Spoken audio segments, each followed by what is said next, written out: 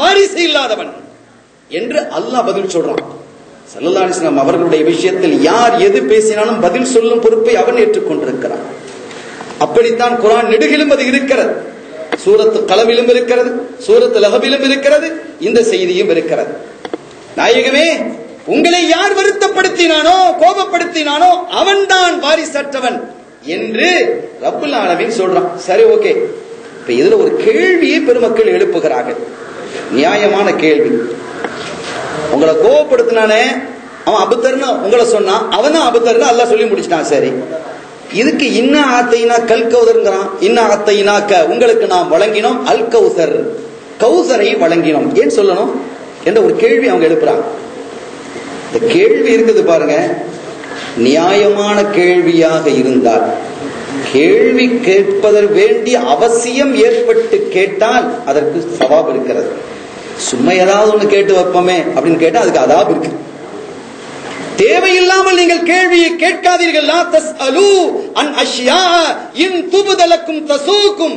தேவையில்லாமல் நீங்கள் கேள்வியை கேட்டு அதற்கான பதில் உங்களுக்கு சொல்லப்படுமேயானால் அது உங்களுக்கு கஷ்டத்தையும் துன்பத்தையும் தரும். சும்மா கேள்வி கேட்காதீங்க. கேள்வி அவசியம் இருந்தால் மட்டும் கேளுங்க.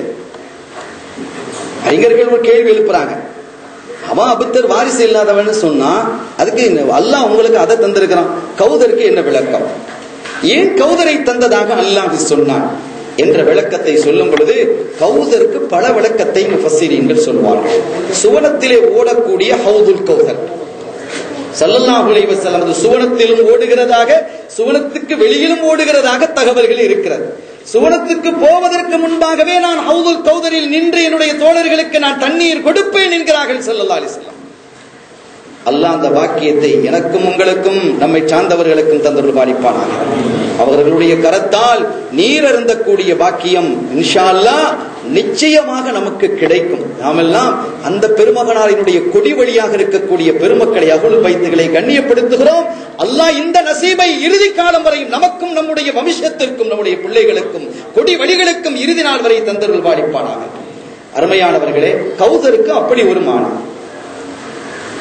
கசீருன் நிஅமா, பெருமக்கள் விளக்கம் சொல்கிறார்கள். கசீருன் நிஅமா, நாயகமே எத்தனை நிஅமத்துக்களை நாம் உங்களுக்கு வழங்கி இருக்கிறோம். நுபுவத்தை வழங்கி இருக்கிறோம், ரிசாலத்தை வழங்கி இருக்கிறோம், அஃதலுர் ருசுல் அஃதலுல் அம்பியா இதையெல்லாம் நாம் உங்களுக்கு வழங்கி இருக்கிறோம், ஷஃபாத்தை வழங்கி இருக்கிறோம், எத்தனையோ விஷயங்களை நாம் வழங்கி இருக்கிறோம். என்னுடைய பெயரோடு உங்களுடைய பெயரை நான் இணைத்து வைத்திருக்கிறேன், இதெல்லாம் அந்த கௌதரில் அடங்குகிறது என்று பெருமக்கள் ஒன்றை சொன்னாலும் கூட ஆஷிக் என்கிற ஒரு விளக்கத்தை சொல்றாங்க. சரி, அதெல்லாம் சரி, அல்லாஹ் நியாமத்துக்களை வழங்கி இருக்கிறான் என்பது உண்மைதான்.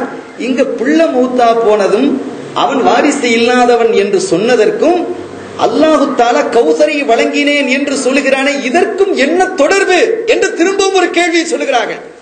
கௌதருக்கு அதிகமான நியாமத்து என்ற பொருளும் உண்டு, ஹவுதுல் கௌதர் என்ற பொருளும் உண்டு, நுபுவத் ரிசாலத் அஃதலுல் அன்பியா என்ற பொருள்களை எல்லாம் நாம் எடுத்துக்கொள்வோம்.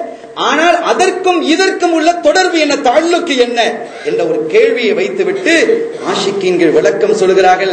நாயகமே, அவன் சொன்னால் சொல்லட்டும், கேடு கட்டவன், அறிவு கட்டவன், வாரிசு இல்லாதவன் அவன், நீங்கள் ஏன் கவலைப்படுகிறீர்கள்?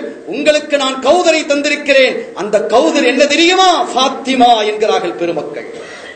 அருமையான பெருமக்களே, கௌசரையே நான் தந்திருக்கும் பொழுது நீங்கள் ஏன் வாரிசு இல்லை என்கிற நினைக்கிறீர்கள்? அதை விட சிறந்த வாரிசு இல்லை என்கிறான் அல்லாஹ். ஃபாத்திமா என்றால் கௌசர் என்றால் ஃபாத்திமா என்கிறார்கள் பெருமக்கள். எவ்வளவு பெரிய விளக்கத்தை பெருமக்கள் இங்கே வைத்திருக்கிறார்கள். அந்த கொடி வழியில் வரக்கூடிய தொடர் இறுதி நாள் வரை நிகழ்ந்து கொண்டே இருக்கும்.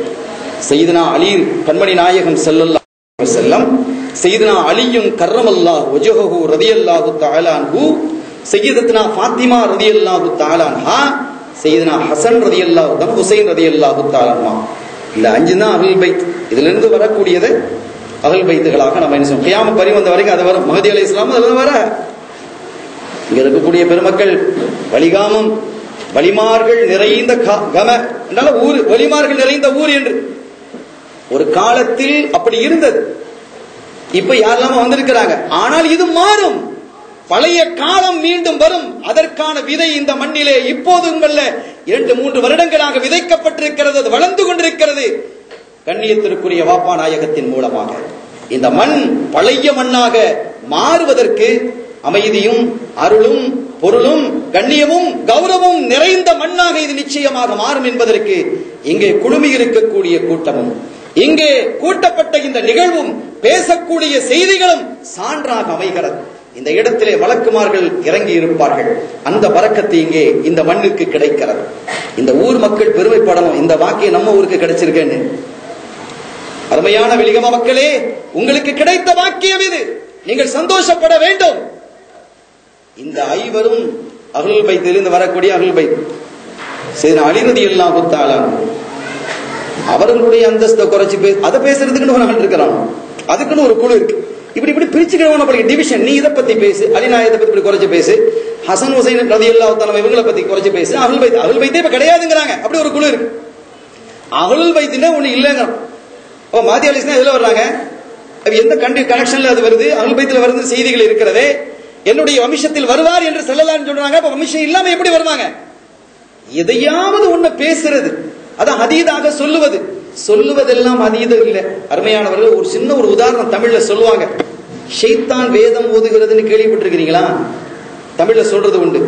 அதை நீங்க பார்க்கணும் கேட்கணும் சொன்னா இவர்கள் ஓதுறதை நீங்க கேட்டுக்கங்க. இவங்க குர்ஆன் ஓதுனாலும் சரி, ஹதீஸ் சொன்னாலும் சரி. அருள் நபி ஸல்லல்லாஹு அலைஹி வஸல்லம் அவர்களை குறைத்து மதிப்பிட்டதற்கு பிறகு எவன் எதை பேசினாலும் அது அல்லாஹ்விடத்தில் பொருளற்றது. மூசா அலைஹிஸ்ஸலாம் அவர்களுக்கு அல்லாஹ் ஒரு செய்தி அறிவிக்கிறான்.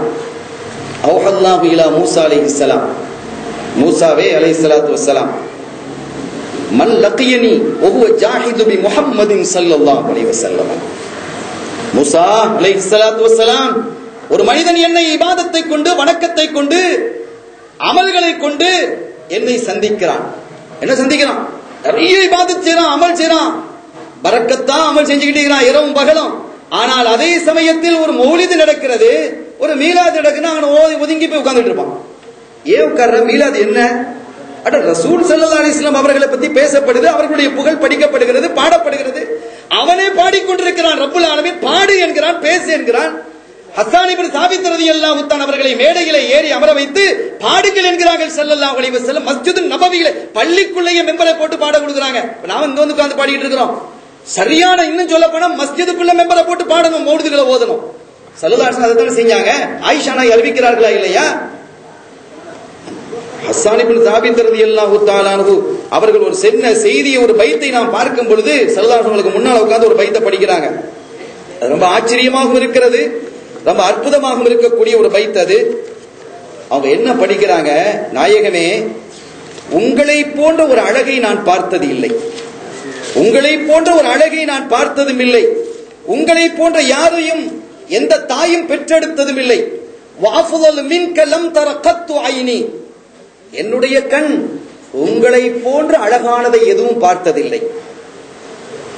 வஅஹ்ஸன மின்க லம் தலிதின் நிசாஉ, எந்த பெண்ணும் உங்களை போல அழகான ஒரு பிள்ளையை பெற்றெடுத்தது இல்லை. சரி, இதெல்லாம் கரெக்ட். அதுக்கு அடுத்ததை பாருங்க. குலிக்த முபர்ரான், ஸல்லல்லாஹு அலைஹி வஸல்லம் அவர்களுடைய சமூகத்திலே அமர்ந்து நேரா படிக்கிறாங்க. குலிக்த, நாயகமே நீங்கள் படைக்கப்பட்டிருக்கிறீர்கள், முபர்ரான் மின் குல்லி ஐபின், எல்லா குறைபாடுகளை விட்டும் பூர்ணமானவர்களாக நீங்கள் படைக்கப்பட்டிருக்கிறீர்கள். வேறு ஹதீஸ்ல வருது, ஒவ்வொரு மக்தூனுன் மஸ்ரூருன், அவர்கள் ஹத்னா செய்யப்பட்டவர்களாக, தொப்புள் கொடி அறுக்கப்பட்டவர்களாக மௌலிதுல நாம ஓதுறோம். இதெல்லாம் சில பேர் எடுத்து பேசுவாங்க, ஆனா ஹதீதுகளில் அது இருக்கிறது என்று சொல்லிவிட்டு இன்னொரு செய்தியே அந்த ஹதீதுக்கு விளக்கம் எழுதக்கூடிய ஒரு கிதாபுல நான் படித்தேன். அதுல அவங்க சொல்றாங்க, ஹத்னா விருத்த சேதனம் செய்யப்பட்டு, ஹத்னா செய்யப்பட்டு, தொப்புள் கொடி அறுக்கப்பட்டு தான் பிறந்தார்கள் ஸல்லல்லாஹு அலைஹி வஸல்லம். ஏன் தெரியுமா அப்படின்னு ஒரு கேள்வி எழுப்புறாங்க. இந்த கேள்வியை கேள, இதை விட்டுட்டு அது போடுறது கூடுமா, இது ஓதுறது கூடுமா, இது என்ன உனக்கு? இதை கேட்கறதுக்கு கஷ்டமா இருக்கு. அவங்க சொல்றாங்க, ஏன் தொப்புள் கொடி அறுக்கப்பட்டும் ஹத்னா செய்யப்பட்டும் பிறந்தார்கள் தெரியுமா? ஸல்லல்லாஹு அலைஹி வஸல்லம் அவர்களிடத்தில் தொப்புள் கொடி அறுக்கப்பட்டால் கீழே வீசுவோம், ஹத்னா செய்யப்பட்ட அந்த பகுதியை கீழே வீசுவோம், இல்லையா? எந்த செய்ய தூர போட போறோம்? தூர போடும் பகுதி எதுவும் நபிகளிடத்தில் இல்லை ஸல்லல்லாஹு அலைஹி வஸல்லம் என்று பெருமக்கள் எழுதுகிறார்கள். என்னுடைய ஹபீபிடம் இருந்து எந்த கழிவு பொருளும் இல்லை என்பதை இந்த சமுதாயத்திற்கு மண்டையில அடிப்பதற்காகத்தான் அல்லாஹ் அவர்களை இப்படி பிறக்க வைத்தான் என்று பெருமக்கள் சொல்லுகிறார்கள். அருமையானவர்களே, அந்த கண்மணி ஸல்லல்லாஹு அலைஹி